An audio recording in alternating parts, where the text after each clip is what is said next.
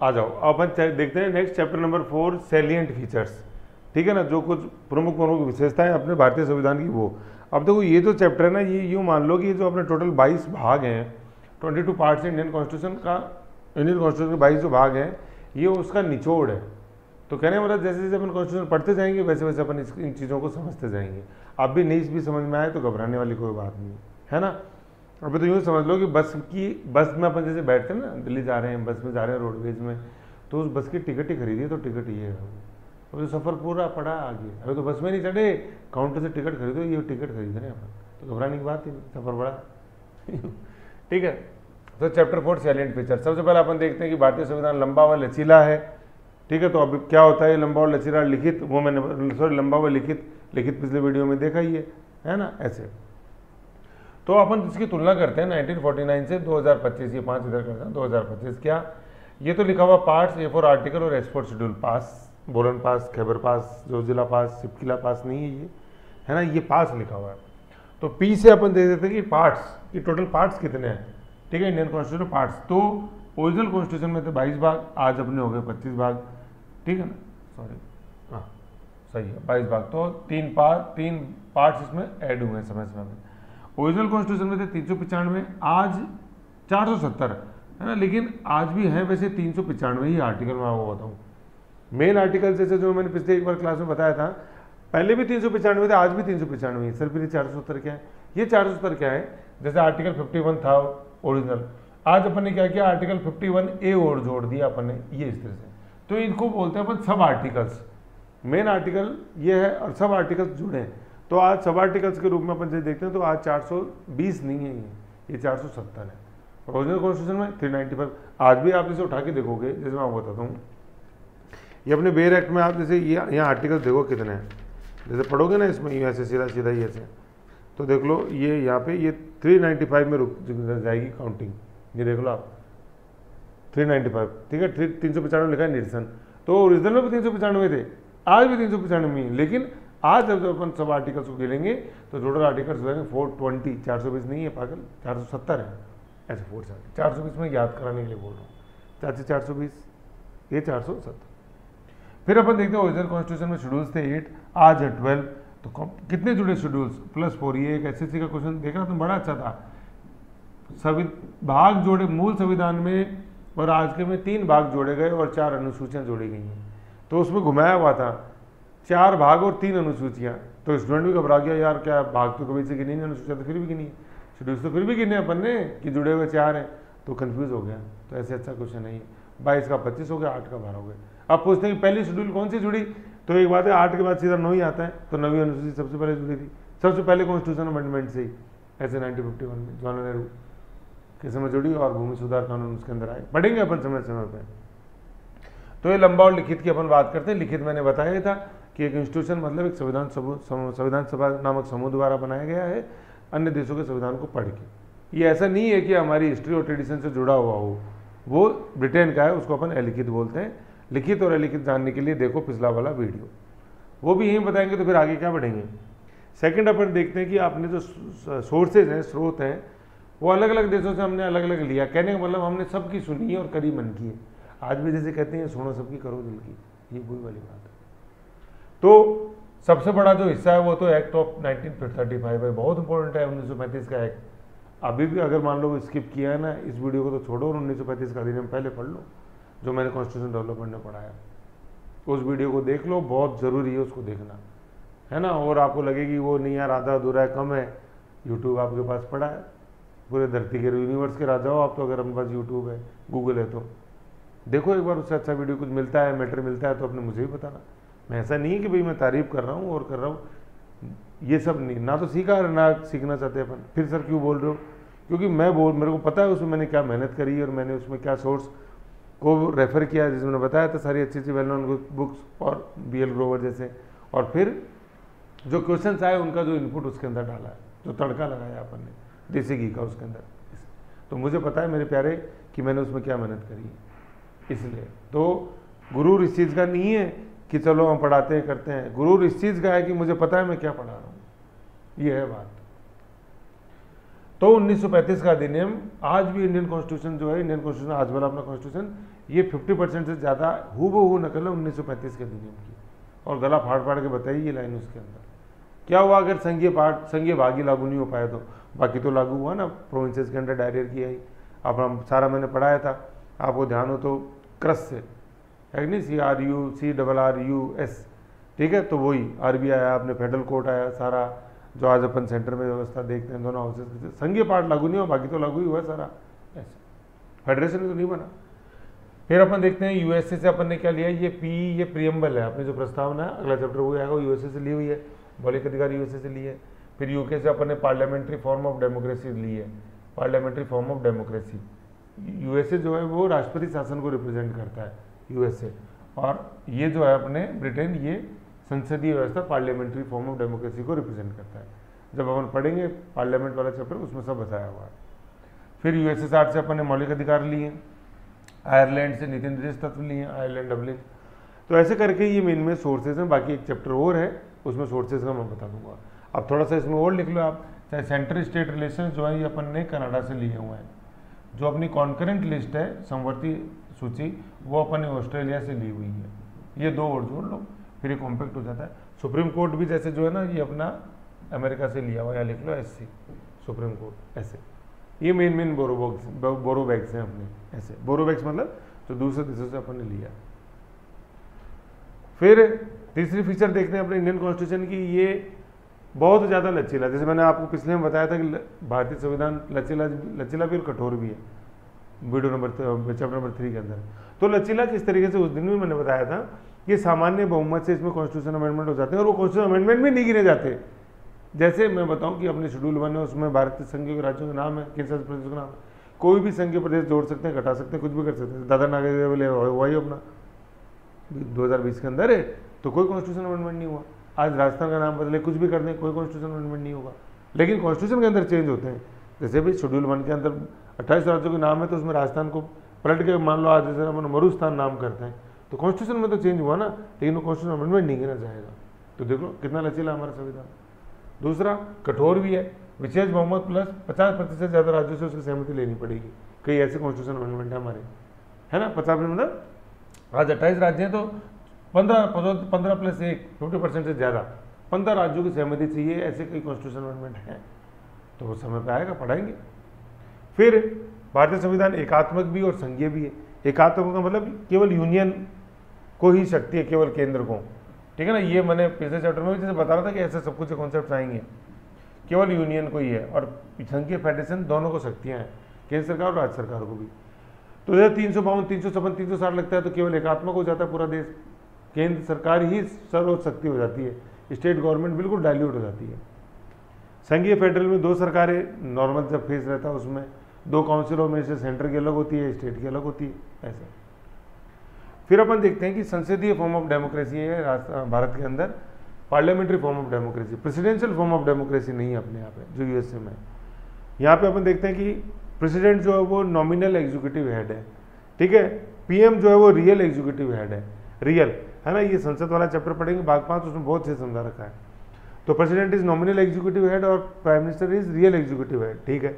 फिर council of minister जो है ये लोकसभा के प्रति उत्तरदायित्व होती है कलेक्टिवली। भाई जो एक मंत्री होता है ना वो व्यक्तिगत रूप से तो राष्ट्रपति के प्रति उत्तरदायी होता है, और सामूहिक रूप से जो मंत्रिमंडल है ये लोकसभा के प्रति उत्तरदायी होती है, राज्यसभा के प्रति नहीं होती है, ना वो संसद के प्रति होती है। वो किसके प्रति होती है? लोकसभा की। अब दिमाग में लगाओ कि सर लोकसभा भी तो संसद का ही भाग है, अरे मेरे प्यारे भाग है, लेकिन संसद का मतलब लोकसभा, राज्यसभा और राष्ट्रपति। तो इंडिविजुअल रूप से राष्ट्रपति के प्रति उत्तरदायित्व होते हैं मंत्री, और पूरा मंत्रिमंडल कलेक्टिव रूप से लोकसभा के प्रति उत्तरदायित्व होता है। अच्छा सवाल है, पूछते हैं। फिर जिस दल को बहुमत होता है वो अपना गवर्नमेंट बनाता है। ये सब फीचर्स किसकी हैं? ये पार्लियामेंट्री फॉर्म ऑफ डेमोक्रेसी की विशेषता है। ये क्वेश्चन आता है, ये सबसे बड़ी विशेषता है पार्लियामेंट्री फॉर्म ऑफ डेमोक्रेसी की, है। गगन याद आया, आपने मेरे से पूछा था एक बार कि सर ये क्वेश्चन का आंसर यही क्यों है? पार्लियामेंट्री फॉर्म ऑफ डेमोक्रेसी में सारे ऑप्शन में थे, लेकिन यही क्यों है? क्योंकि ये विशेषता है। प्रेसिडेंशियल फॉर्म ऑफ डेमोक्रेसी के अंदर ये नहीं होता। कैबिनेट जो होती है, काउंसिल ऑफ मिनिस्टर जो होती है, वो नहीं रिस्पॉन्सिबल होती है संसद के प्रति, वो सिर्फ राष्ट्रपति के प्रति होती है, ऐसे, ठीक है। तो ये अपनों पार्लियामेंट्री संसदीय व्यवस्था होता है। बाकी पढ़ेंगे भाग 5 में आगे। फिर अपन देखते हैं कि इंटीग्रेटेड जुडिशरी, मतलब इंटीग्रेटेड का मतलब होता है कि पूरी जुडिशरी एक माला के रूप में हमने पिरो रखी है, सुप्रीम कोर्ट के नीचे हाई कोर्ट, फिर सेशन कोर्ट, फिर अपन सबऑर्डिनेट कोर्ट देखते हैं। तो ये जब अपन पढ़ेंगे चैप्टर 6, मतलब चैप्टर 5 में तो यूनियन जुडिशरी आएगा, चैप्टर 6 में जो अपन स्टेट में जुडिशरी पढ़ेंगे उसमें मैंने पढ़ा रखा है, ठीक है। तो ये वो माला है, supreme court, high court, subordinate courts, ऐसे। फिर जुडिशियल रिव्यू, ठीक है, ये इंडियन कॉन्स्टिट्यूशन की विशेषता है। ये आर्टिकल 13 जो है मौलिक अधिकारों के अंतर्गत भाग 3 में, उसके अंदर इम्प्लाइड का मतलब उसमें गर्भित है। कहने का मतलब है अपने इंडियन कॉन्स्टिट्यूशन में ये न्यायिक पुनर्वलोकन शब्द कहीं भी नहीं लिखा हुआ है, पहले भी मैंने खूब समझाया। ये इम्प्लाइड है, गर्भित है। गर्भित का मतलब वो छुपा हुआ है, यूँ जैसे गर्भित का मतलब जैसे मान लो मैं आपसे नाराज हूँ, लेकिन मैं आपको बोल नहीं रहा कि मैं आपसे नाराज हूँ, लेकिन मैं आपसे कोई बात नहीं कर रहा, तो मैं आपसे बात नहीं कर रहा, इसके अंदर ये गर्भित है कि मैं आपसे नाराज हूँ। ये एग्जाम्पल ही, बाकी कोई नाराज नहीं। हाँ तो मेरी वो क्या मतलब, मेरी यूँ कह लो मेरी साथ से मेरी धड़कन हो जी, और तो क्या, आप लोग खुश, आप लोग पढ़ते हो तो मेरे मुंह पे स्माइल रहती है चेहरे पे। तो कहने का मतलब है इम्प्लाइड है, ठीक है, आर्टिकल 13 में ये क्वेश्चन पूछा जाता है। और ये जुडिशियल रिव्यू अपन चैप्टर आएगा आगे, सुप्रीम कोर्ट वाले में पढ़ाऊंगा, वैसे ये वाला पढ़ाया हुआ है ना, जुडिशियल रिव्यू वाले में चैप्टर सारे पढ़ाए हूँ। तो ये अपने यूएसए से लिया हुआ कॉन्सेप्ट है, ये मेडिसिन वाद मैंने पढ़ाया उसके अंदर, एमएम था उसमें, ये से, ठीक है। तो आप भूल जाते हो, लेकिन मुझे ध्यान रहता है कि क्या पढ़ा हुआ है, क्या पढ़ाया है मैंने, क्योंकि मेहनत लगती है इसके अंदर, दोनों में, पढ़ाने में लगती है, पढ़ने में लगती है, ऐसा क्या है। फिर अपन विशेषता देखते हैं भारतीय संविधान की मौलिक अधिकार भाग 3 के अंदर है। डीपीएसपी अपन पढ़ेंगे, सारा आगे डिटेल के अंदर आएगा, सारा देखेंगे। मौलिक अधिकार, मौलिक कर्तव्य, डीपीएसपी, सारे ये क्रम में आएंगे, सबको अपन एक एक चर्चा करेंगे भाग 5। ये अपने भाग 4 के अंदर ऐसे। फिर फंडामेंटल ड्यूटीज आएंगी भाग 4A के अंदर, ऐसे है ना, 3, 4, 4A, फिर 5 से यूनियन चालू हो जाता है, 6 से स्टेट चालू हो जाता है, ऐसे, ठीक है। तो ये अपन को ध्यान में रखना। बाकी सारी चीज़ें मैं बताऊँगा भाग, इसके ऊपर जैसे 2 है, 1 है, यूनियन स्टेट्स है, सिटीजनशिप है, देन फंडामेंटल राइट्स है, 4A, वो 4 डीपीएसपी, 4 फंडामेंटल ड्यूटीज, ऐसे सारे अपन पढ़ेंगे क्रम में, ठीक है। ये चीज़ हो गई। फिर अपन देखते हैं 11वीं जो विशेषता है कि सेकुलर कलेक्टर, है ना, सेकुलेटर का सेकुलर करेक्टर, सेकुलर जो है इसका ट्रांसलेशन पंथ निरपेक्ष है, पंथ निरपेक्ष है ना, धर्म निरपेक्ष नहीं है यहाँ पे, ठीक है। सेकुलर, सेकुलर का मतलब अपना भारतीय जो कॉन्सेप्ट है वह सर्वधर्म समभाव, ठीक है ना, मतलब भारतीय का संविधान जो सभी धर्मों को एक मतलब समान निगाहों से देखता है, एक नहीं समान निगाहों से। कहने का मतलब अगर हम मुस्लिम समुदाय के लिए हज की व्यवस्था करते हैं तो भैया हम हिंदू समुदाय के लिए कैलाश मानसरोवर यात्रा की व्यवस्था सरकार करती है। और क्रिश्चियंस जैसे जो मंदिर ईसाघर होते हैं, ईसाघर अपने चर्च वगैरह, उनकी भी वो रक्षा करती है। ईसाइयों का भी है, उनकी भी करेंगे, पर्शियंस की भी करेंगे। कहने का मतलब सभी धर्मों को हम समान निगाह से देखते हैं, राज्य का कोई अपना धर्म नहीं है, सभी धर्मों को समान निगाह से देखते हैं और सभी धर्मों की उन्नति की हम कोशिश करते हैं, सहयोग करती है सरकार उसमें। ये है क्या, सर्वधर्म संभाव, हर धर्म का संभव, हर धर्म का अस्तित्व संभव बनाता है भारतीय संविधान। जबकि अमेरिका में नहीं, अमेरिका में जो सेकुलरिज्म है वो नेगेटिव कॉन्सेप्ट में, कि वहाँ स्टेट क्या है, साइलेंट है, भैया नाम हज कराएंगे, नाम कैलाश मानसरोवर कराएंगे, तुम्हारी मर्जी है, तुम तुम्हारे बजट से जाओ। जबकि इंडिया में ऐसा नहीं, इंडिया का इन्वॉल्वमेंट है स्टेट का रिलीजन के मामले में, लेकिन राज्य का कोई अपना धर्म नहीं है और सभी धर्मों को समान निगाह से देखता है धर्म स्टेट, ये है। तो इंडिया के अंदर पॉजिटिव कॉन्सेप्ट है सेकुलरिज्म का, यूएसए के अंदर नेगेटिव कॉन्सेप्ट है, ऐसे है ना। ये प्रीएम्बल वाला चैप्टर है, उसमें और मैं बताऊंगा आगे। फिर यूनिवर्सल एडल्ट फ्रेंचाइज जो अपन देखते हैं, वयस्क मताधिकार जैसे जो है वो, तो ये है, ये लिखा हुआ है मतदाता की आयु पहले 21 थी, इसको घटा के 18 किया गया। कौन से संविधान संशोधन से लिखा हुआ है, 61वां, और किया किस साल में, 1989 में, ठीक है ना। ये इसलिए किया क्योंकि इस समय जो अपने प्रधानमंत्री थे वो राजीव गांधी थे, और राजीव गांधी जब बने थे प्रधानमंत्री अपने 85 के अंदर, तो सबसे युवा प्रधानमंत्री थे वो, इंदिरा गांधी 84 में निधन हुआ, 85 से 89 राजीव गांधी थे, ठीक है ना। ये चीज़ है। तो 21 से 28 उन्होंने करी, तो अब याद कैसे रहेगा, देखो वैसे अपन देखो इन दोनों अंकों, ये देखें 6, ये देखें 61, तो 16 की भी एक उम्र होती है, अपन जैसे जानते हैं जो बालिका आयु, तो उसको अपन चेंज कर देंगे तो 16 को, तो ये तो हो जाएगा 61, मैं हुआ बताऊँ। फिर दूसरा क्या है, एक इसमें आप जैसे कॉन्सेप्ट पर गौर करोगे ना अक्षरों के अंदर, तो तीनों के अंदर एक एक आ रहा है, ये एक, ये एक और ये एक। 21 से 18 61वां संविधान संशोधन ये। फिर अब ये 18 हो गया ना, 1 + 8 करो क्या 9, तो इकाई का अंक क्या आ गया देखिए। तो कुछ ये अपन को नज़दीक ले जाता है, बहुत ज़्यादा नज़दीक आ गए देखो चीज़ों को, तो ऐसे नज़दीक आ गए 21, 18, 61 और 1989। तो याद करने के तरीके बहुत है जी, वही जीने के बहाने लाखों हैं। फिर अपने सिंगल सिटीजनशिप पर ड्यूअल नहीं है, यूएसए के अंदर ड्यूअल सिटीजनशिप है, यूएसए की सिटीजनशिप भी है और संबंधित राज्य जैसे आप न्यूयॉर्क राज्य को तो न्यूयॉर्क राज्य की सिटीजनशिप है, जबकि भारत में ऐसा नहीं है। भारत की नागरिकता अपने पास है, ना कि अब जैसे अपन नागरिक है तो भारत के हैं, आज अपन राजस्थान में रहे तो ऐसा नहीं कि अपन राजस्थान की नागरिकता अलग से मिलेगी। फिर कॉन्स्टिट्यूशनल बॉडीज इंडिपेंडेंटली काम करती हैं, उनके ऊपर किसी भी तरह का इंटरफेरेंस नहीं है किसी भी अदर कॉन्स्टिट्यूशनल बॉडी का या मंत्रिमंडल का या जुडिशरी का, इंडिपेंडेंट है। कॉन्स्टिट्यूशनल बॉडीज़ क्या है, जैसे इलेक्शन कमीशन है, यूपीएससी है अपने, फिर अपन सीएजी जैसे अपन ने देखा, ठीक है, ये ऐसे। तो ये दोनों अपन जैसे देखते हैं, ये 1935 के अधिनियम की देन है, ठीक है ना भाई। यूपीएससी आ गया था 1919 से, लेकिन वो फेडरल सब था, ठीक है ना, और क्लियर नहीं हुआ था क्या होगा। और 1935 में भी नो डाउट सब तो फेडरल ही था, लेकिन क्लियर हो गया था कि ये किन किन के लिए काम करेगी ऐसे। और फिर आज़ादी के बाद जब अपन देखते हैं तो एफपीएससी का हो गया यूपीएससी, ऐसे बताया सारा 1935 के अधिनियम में। फिर अपने इमरजेंसी के प्रोविजन से पार्ट 18 के अंदर वो ये इमरजेंसी का जो है ना लिख लो, जर्मनी से लिया हुआ उन्होंने, तो हिटलर इमरजेंसी लगाता था ऐसे। पीआरआई पंचायती राज इंस्टीट्यूशन है जो खुद भारत की देन है ऐसे। तो मैंने बताया था भारतीय कॉन्स्टिट्यूशन कुछ मायनों में लिखित भी है, हमने ट्रेडिशंस को भी अपनाया है। कैसे, जैसे पंचायती राज व्यवस्था इंडियन हिस्ट्री के अंदर ठोक बजा के क्वेश्चन आता है, ये चोलकालीन स्वायत्त शासन संस्था है, प्री में आता है, मेन में आता है सारा। कोऑपरेटिव अपन ने लिया तो अपन जैसे देखते हैं भाग 9, 9A उसके अंदर ही सारा आता है सारा। 71 कॉन्स्टिट्यूशन अमेंडमेंट देखें अपन ने, 73, 74, 73 एंड 74 कॉन्स्टिट्यूशन अमेंडमेंट 1993, उसमें सारा ही आएगा। तो ऐसे करके अपने भारतीय संविधान की कुछ विशेषताएं अपन ने देखी, टोटल 17, तो उनको एक बार फ्लो में याद करो, याद हो जाएंगे। अब अपन कुछ आलोचना भी देखते हैं भारतीय संविधान की। ये उधार का है कि जैसे मैंने बताया हर देश से अपन ने अलग अलग लिया है, देखा है, समझा है और उसको अपनाया, तो उधार का संविधान है। तो जी फिर अपन इसका काट करेंगे जो उधार का क्या, हमें कोई चीज़ नहीं आती, किसी से अगर मैंने कुछ सीख लिया तो वो उधार का थोड़ी हो गया। ये तो ज़्यादा बेहतर था कि हमने दूसरों के अंदर जो अच्छा था उसको हमने अपनाया।